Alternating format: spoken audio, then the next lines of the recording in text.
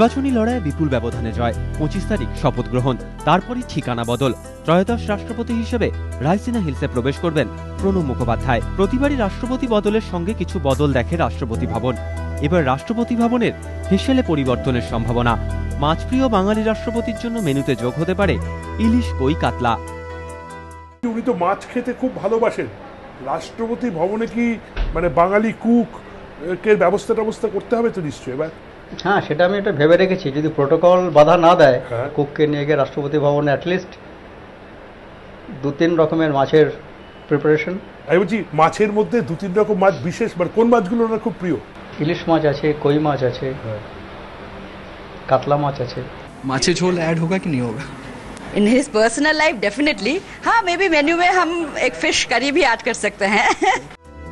মাছের পাশাপাশি পোস্তও প্রিয় প্রণব মুখোপাধ্যায়ের। প্রণব রাষ্ট্রপতি ভবনে প্রবেশের পর হেসেলে পোস্তর প্রবেশের সম্ভাবনা উজ্জ্বল।